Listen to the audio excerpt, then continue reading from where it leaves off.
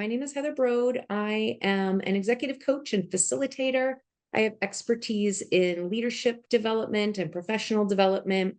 And I work with a lot of people in higher ed and in healthcare. And that is in large part due to the fact that I spent a very long time working in academic medicine and faculty affairs and faculty development.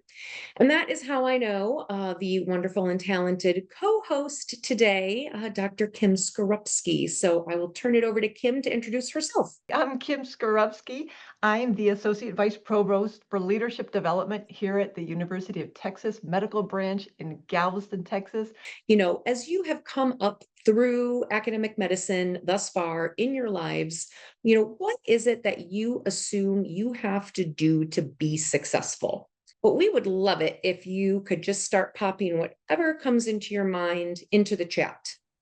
Publications, publish and Mhm. get grants, get promoted, grants, self-actualization, impactful research, publications and grants, mentoring, leadership, research, pubs, promotion, schmooze, Schmooze. professional recognition, politics. Oh yeah. Yeah, that gets below the surface a little bit, doesn't it? Yeah. Yeah, it's not surprising that a lot of what we're hearing are the outputs, right? The grants and the publications. Nobody's mentioned RVUs yet. Heather, got a good one. Yeah. Sacrifice things I care about. Oh, Build that is a reputation good. as an expert. Work long hours. Yeah. And some of those things get to what we think we have to do, what we have to give up, what we have to, yeah, in order to then get that output, right? In order to be able to get the grants and to get the RVUs and to maximize. And a lot of it comes down to counting, right? Those quantifiable measures of success. And I am willing to bet that none of you specifically got into academic medicine to achieve those quantifiable metrics. I'm guessing that all of you who are in academic medicine got into it because in some fashion you wanted to contribute to the improvement of human health. And of course, we do that in a variety of ways, right? We do that through education, through research and scholarship, through the clinical work, through advocacy, and then somewhere along the way, all of these other things kind of crept in and we sort of start to lose the forest for the trees. So we're going to take a look at, how that kind of comes to be. But, it is a high stakes type of environment. And of course, you all have given so much to be in the environment, right? It takes a lot of practice, a lot of training, a lot of time and effort to even get to where you are right now. So then you hear things like, the patient comes first and work hard and you'll succeed, get promoted, be productive, be a triple threat, say yes. And all of those things are generally well intended when we hear them, right? The people saying them are just trying to help us be successful, to get ahead. But one of the challenges that comes in is that there's some hidden meanings or implicit meanings in all of these statements as well. So even just taking the patient comes first, right? There's an implication there. Well, if the patient comes first, who comes second? Who comes third? Who comes fourth? Who comes fifth, right? And we start to perceive that maybe there's a hierarchy around who comes in. And then it's like, well, where do my needs fit in here at all, right? And somebody even said that a minute ago, right? Self-sacrifice and working harder is the way. Work hard and you'll succeed. So the implication there is, okay, well, if I'm working really hard, but I don't feel like I'm succeeding, then do I have to work even harder? And if I do, then I'm obviously sacrificing more of myself, right? Because our time is finite.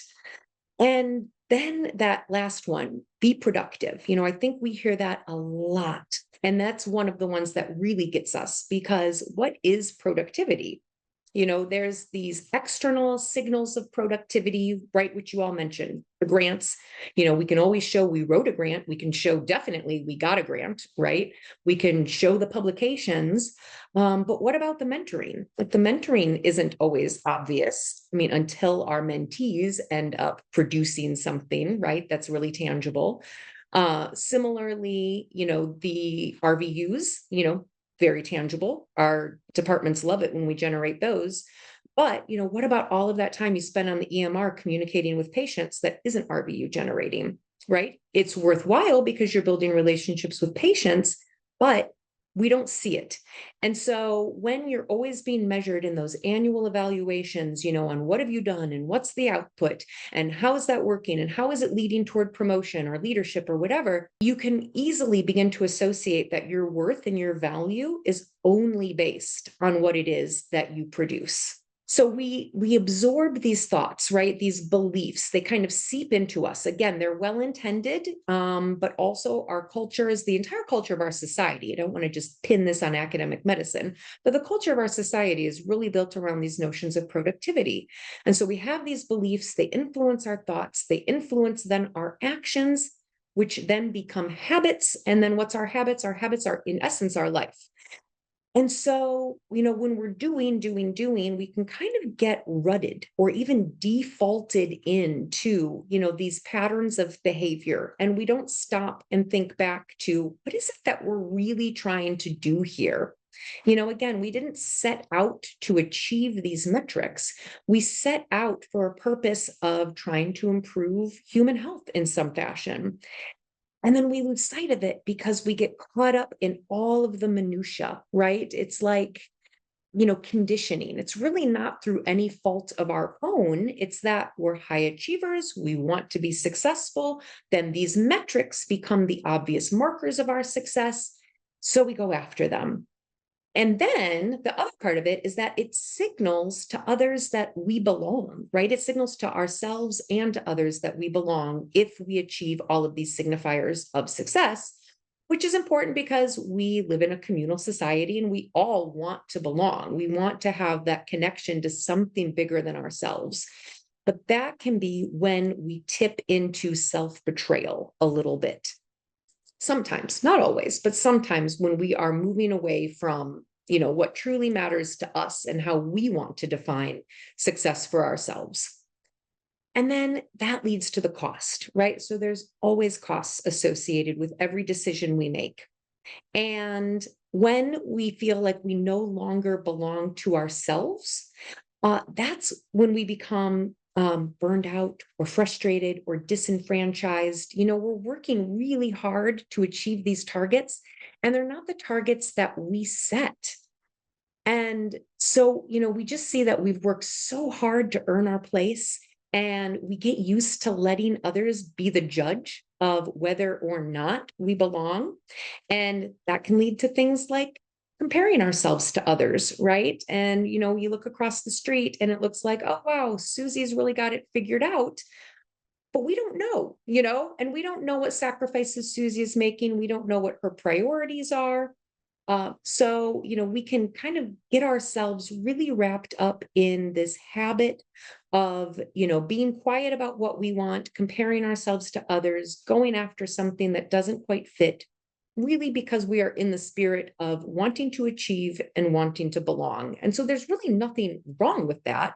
That's just kind of how it happens for many of us, right? And I think this is what Kim and I notice when we talk with a lot of you, is that there's just been a little bit of a separation from, what we want now or how we wanted something different. And, we've since kind of moved away from that. And this might feel a little uncomfortable to some of you. You might notice some discomfort, even if you can't name it yet. You might be thinking to yourself, like, actually, yes, now you have named it for me. Like, I can see this in myself, right? And we hope at a bare minimum that we are promoting just some rethinking about success and a new way to kind of think about what it is that we really want. So we've been trained to focus on doing the thing, on getting the thing, right? But we haven't been trained to focus on how is this working for us? And we've also been taught that if we achieve enough, then we'll be successful. And when we're successful, then we'll feel satisfied. And then kind of the inverse of that, or the challenge to that, is that if we've kind of gotten success or, done the thing that is supposed to signify success, but we're not satisfied, then we assume there's something wrong with us, or we're failing, or we're not measuring up in some way. And so, really, the spirit of this entire presentation is that we are inviting you to rethink these assumptions. We typically don't rethink whether or not it's the definition of success that's in our way. We go back to ourselves in some fashion. And we want you to go back to yourselves, but just in a different way about reconnecting with what it is that you want and feels fulfilling to you. And so we do this by beginning to reframe some of these messages and create some new space for possibility for ourselves. And one of the ways we can do that is by asking, what if? So we can ask, what if success means something else to me? What if these messages aren't the whole story? What if putting myself first isn't selfish, it's strategic? What if what I'm aiming for isn't a milestone or a benchmark, but it is an overall feeling of fulfillment? It's a journey or a practice. And so we really want to invite you here to identify some what ifs for yourself. What is going to feel really meaningful to you? And the reason that we ask this question, of course, is because we're coaches and that's what we do. We ask questions. And we've heard from so many of you that you want things to be different. And you get to a point and you wonder, like, is this it? Is this all there is? Is this good as it gets? And then you even question that, like, oh, but I should, I should be grateful. I should be happy. I shouldn't question this. But we just want to affirm that it is great to question, right? Because again, when we're maybe in default or habit mode, we have stopped questioning. And so, that's one of the things that we're also very much in the spirit of encouraging you to do today is not to tell you to stop achieving, but just to help you think like, what is it that I want to achieve toward and why? What would get me excited about my career right now? And, what would it look like if I kind of defined for myself what really mattered and acted on that? In the meantime, we just want to take a moment to pause and, find out from you, what thoughts do you have? What questions do you have for us about this? Fear of stopping the things I've always done. Oh, that's a good one. How do you get past the fear of stopping the things you've always done? Well, I don't know that I have a super simple answer. I'll see if Kim does first. If she has a super simple answer, I have a slightly more complicated answer. Stopping the things we've always done. And I think that's so great about habits. And those of you who know me know I have WAGs, writing accountability groups. And that's all about getting into a sustainable habit of writing. I think habits are really can be positive and helpful, that something becomes automatic, mechanistic, mechanical. You don't even have to think about it. You can change that diaper in the middle of the night with your eyes closed.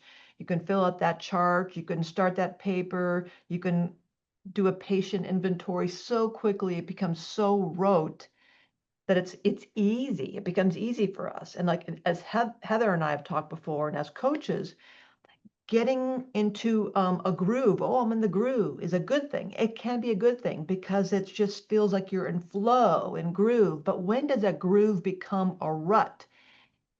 And I think that is part of the question. When we have these neural pathways that are so carved so deeply, the benefit is that it's helpful to us because we don't have to think as much because we're on autopilot. The challenge with that is now we're on autopilot, we're not thinking anymore, and it's become so automatic that highway, our car automatically just drives itself that way. So I think maybe the question, that the challenge is that, yeah, how do I stop doing the thing I've always been doing? It's almost like I can't help it. I can't help on the weekend, but my car wants to drive me to work. So it really demands intentionality and purposeful redirection to say it's a yes and, kind of using that improv language. Yes, that's important, or yes, it served me well, and now I'm going to go somewhere else. And so Heather, I'm the extrovert, so I talk Yeah. to think. So I'm turn it over to you, and I'm gonna zip my lip. Yeah, I guess my thinking is similar, but it's around, I think the fear is connected to a belief. And so it's understanding what is the belief that if you give it up, that something is going to happen, right? You will lose your value, you'll lose your standing, somebody else can't do it as well as you. There's no one else who can do it. So whatever, I guess whatever is connected to that for you could very much kind of help then begin to shift. It's kind of understanding, well, what is the fear? And a lot of times our fear is connected to our sense of safety as well. If I don't do this anymore, will I still have a job? Will people still like me? Will people still respect me? So I would guess that, there might be something there for you as well. Yeah, that I can't help myself, Heather. The fear of the being valued. If I always used to do something and was known for doing something or, Mhm, performing in a certain way, if I stop doing that, I'm going to be letting people down and then I will have less mhm, value. That mhm, gets back to that judgment of I am good mhm, for what I do for other people. I am only mhm. valuable in as much as I do for others. And that Yes. value, that belief system is what we're trying to challenge all of us to really rethink. Like, what is to me, like, what's the Mhm, worst case scenario if you stop doing something? Well, people go, harumph. Huh. mhm, Well, Heather, you're not being very nice. Or, geez, Ashley, you used to be a team player. What happened? Well, you can't control other people's feelings. I mean, this is within bounds, of course. You have to do your job. We are obligated to do right. our jobs, but the fear, I would love for someone to, explore that a little bit more deeply and challenge your assumptions. Why am I thinking that? Mhm, Is that true? mhm. Absolutely. And I'm very much appreciating here. We've got some other coaches on the call who are providing suggestions as well, taking inventory of habits and assessing if they're supporting goals and values. That's definitely part of what this framework points to as well. Creating a 3-question test to ask before accepting or declining something, which is a great strategy if we are finding ourselves overcommitted. And then Dan is asking, I can't find Merle's response anymore. She had a really good one. Oh, here it is. Finding meaningful ways, people to delegate your work for their development as well as your relief, right? So yeah, oftentimes there are people that will benefit if we give something up. So sometimes we can look at it through that lens as well. And Dan asks how to stop multitasking and focus on one thing at a time. Um, some similar advice there. Uh, and I think the other coachy type thing I would say is, what's the lack of focus about for you? Um, and purely tactically, strategically. I don't know if you're familiar with the Pomodoro technique, but I know that's something that a lot of people have used. And again, and then Kim has her writing accountability group. So if writing is one of your challenges, anything else anybody wants to suggest or share, by all Yeah. means, please. I'm loving the chat here. Hi, everybody. I'm Mary Mazik. Hey, Mary. One of the things that I find um, when coaching faculty and high performers, because they all fall into that really high performers driven people, is that balancing their calendar. And when we're working through this with them, their biggest fear is people thinking that they're lazy or unmotivated or they've given up or they've timed out. This is the end of their career, whatever. And so creating what they're a an elevator speech, if you will, about what they actually are working on, what they're Mm, excited about, gives them it's a release to say, this is what I'm really doing, instead of just saying no. Tell them what you're saying yes to, because I know all of the faculty that I coach have dozens of things on their calendar, dozens of wonderful things they're working on, and they can't prioritize everything. It's impossible to do absolutely even if they thought they'd be good at it, even if they're excited about it, they have to prioritize so they have balance. and giving themselves permission to do that first. But the biggest thing that comes out of the coaching piece is when we're working through this is when you get to the nitty gritty, it is that fear. And the fear is rooted in people thinking that you're lazy, because this is not a lazy group of people. These are people who do very well at things that they hate because they have to. So it's very, that shift is very hard, but well worth it. Thank you, Mary. That is so well said.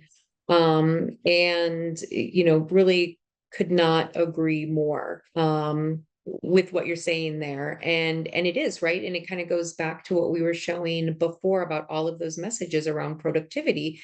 And so much is based on our outputs. And so if we're not demonstrating those outputs in the same way that we have become accustomed to, then what? Then who are we? And so I love your suggestion of, really articulating that and owning that. And that, just teed me up perfectly here for our next slide, which is, how do we translate what matters to us into what our institutions measure? Because we can't pretend like the measurements don't exist, because they do. And sometimes we want to measure up, right? There's some of the baseline measures that we have to achieve, period. But sometimes we are just over leveraging ourselves and overworking, trying to hit an ever moving target for ourselves. And that's the thing that we don't want to do, right? Is raise the bar on ourselves, but identify what is the bar that is appropriate for us. And then how do we achieve, those targets and then those measures that we're just expected to achieve because they really are part of our jobs. So using the example of Maya again here.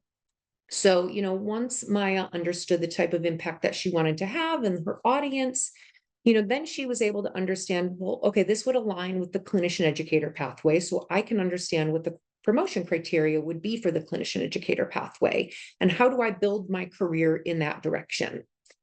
And then with Shift, she already had quit that committee because it wasn't in line with her focus. And when she reviewed the criteria for clinician educators, she realized that there was a lot of opportunity in there for her. So it was no longer a burden or a thing she had to do just to get promoted. It was an opportunity to create that influence that she wanted and also work toward advancement at the same time.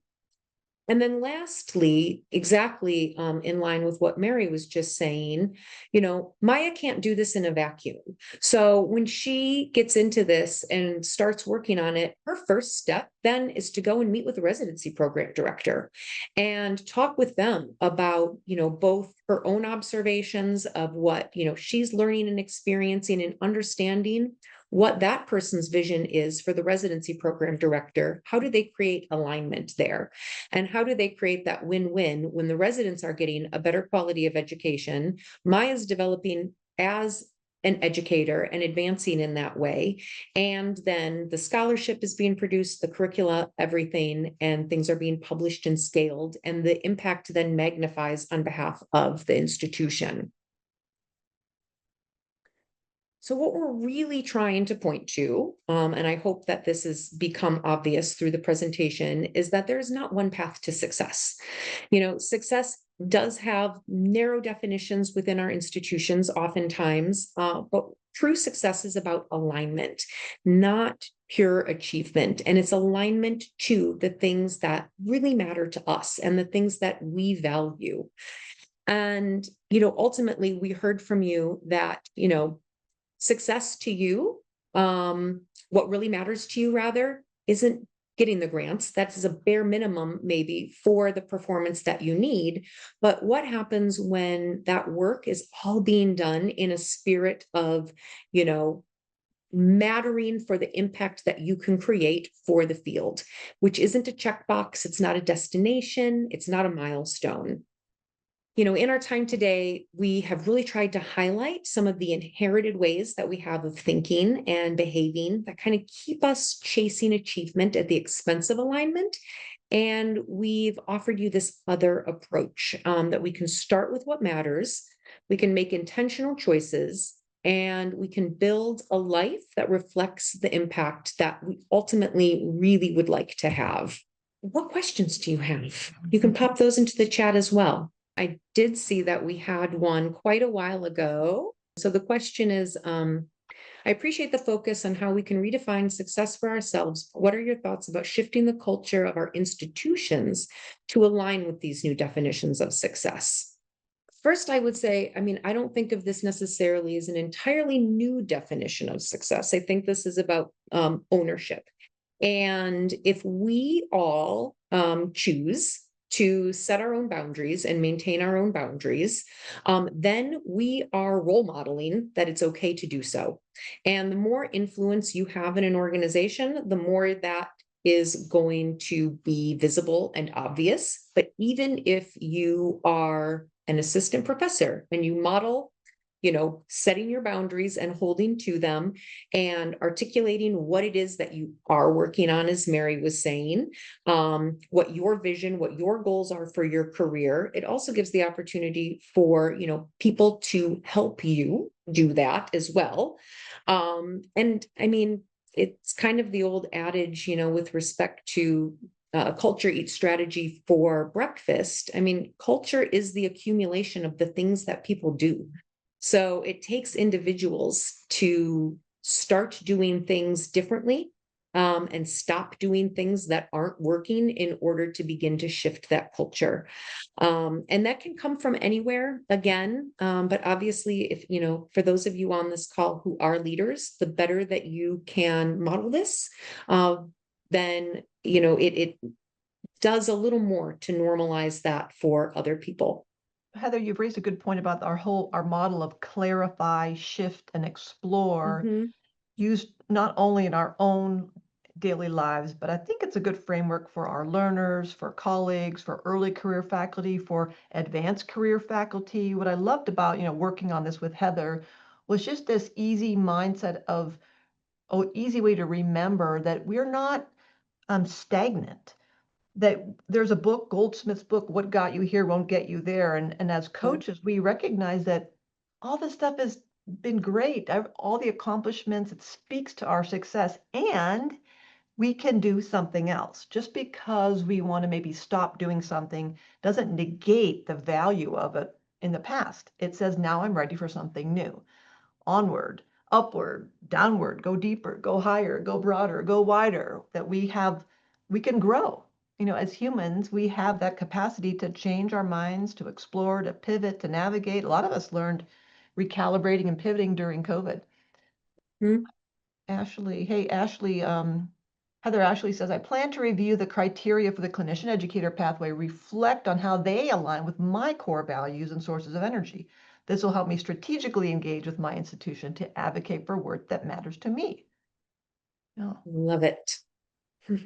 One last thing that I will share that I found when I hire a lot of physicians, and what I find is they leave institutions when they can't reinvent themselves, and they're on the wrong track, and they get pigeonholed, etc., from saying yes to things that their leaders that please their leaders but not themselves. So what I encourage our faculty to do, and a large part of my role, is helping people to frame their pivot and how it aligns with the institutional goals, etc.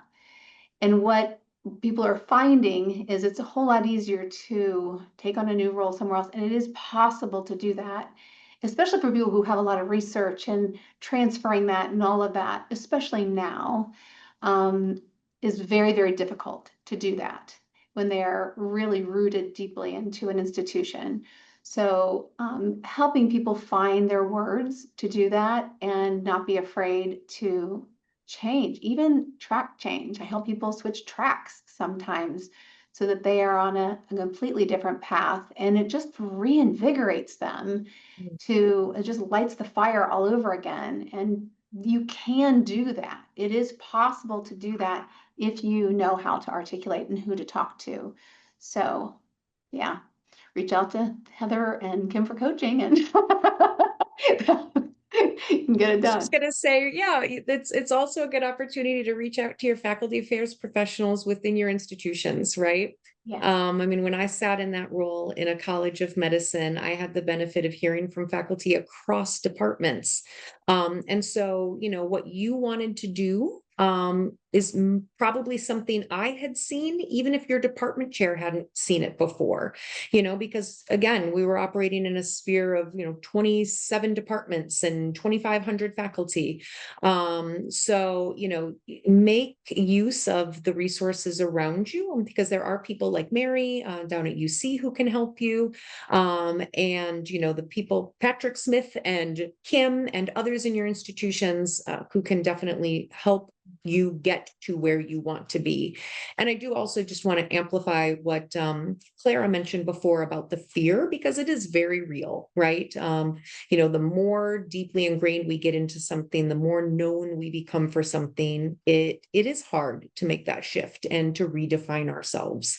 And so, please also, keep that in mind as well, that it's perfectly okay to look it in the face and to go into it, still holding a little bit of that fear. But that could be the exploration too, is just how do I step through this space of fear? So thank you all so much for being here. We really appreciate your time with us.